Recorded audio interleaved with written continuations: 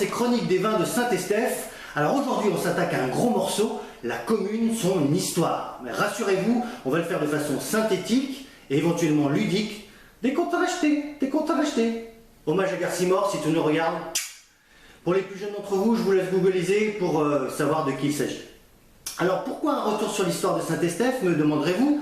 Tout simplement parce qu'elle éclaire le présent et que le caractère et la qualité du vin de Saint-Estèphe sont le résultat, je cite, du don de la terre et de la maîtrise des hommes. Rassurez-vous, avec vous, je vais porter un regard de néophyte. On va découper les choses sur 3 jours. On va faire un triptyque. Aujourd'hui, dans le premier volet, on s'intéresse à la période allant de 300 ans avant notre ère au XVIe siècle. Et tout ça en 2 minutes. Alors ne perdons pas de temps, c'est parti.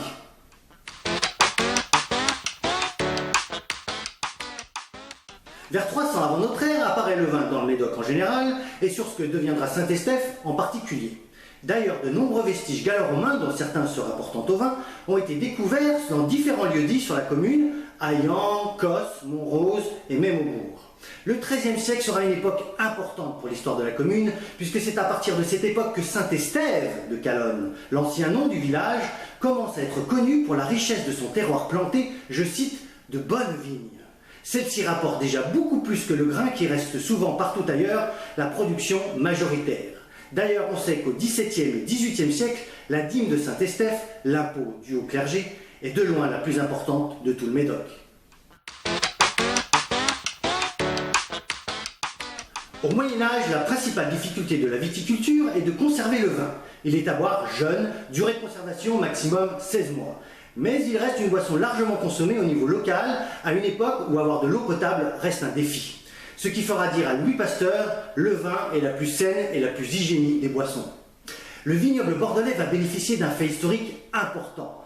En effet, Aliénor d'Aquitaine va épouser à Bordeaux en 1152 Henri Plantagenet qui montera sur le trône d'Angleterre en 1154. Ainsi, Bordeaux et l'Aquitaine deviennent une province anglaise. En 3 siècles, le commerce des vins de Bordeaux devient un monopole pour la production, la vente, l'expédition et la distribution vers la Grande-Bretagne. L'essor est considérable pour les vins de Bordeaux jusqu'en 1453, date de la bataille de Castillon qui signifie la fin de la guerre de 100 ans, l'Aquitaine revenant ainsi à la France. Vous l'avez compris, la proximité de la rivière, la Gironde, est un atout considérable pour le transport et la commercialisation du vin. Et Saint-Estèphe avec son port va en bénéficier largement. J'espère que cette chronique vous a plu et vous aura appris plein de choses. Demain, nous verrons la période moderne, c'est-à-dire le XVIIe et le XVIIIe siècle. Rendez-vous donc demain, même lieu, même heure, c'est-à-dire 14 h, et same player, play again. Et n'oubliez pas, bonum vinum late efficat cor hominis, le bon vin réjouit le cœur de l'homme.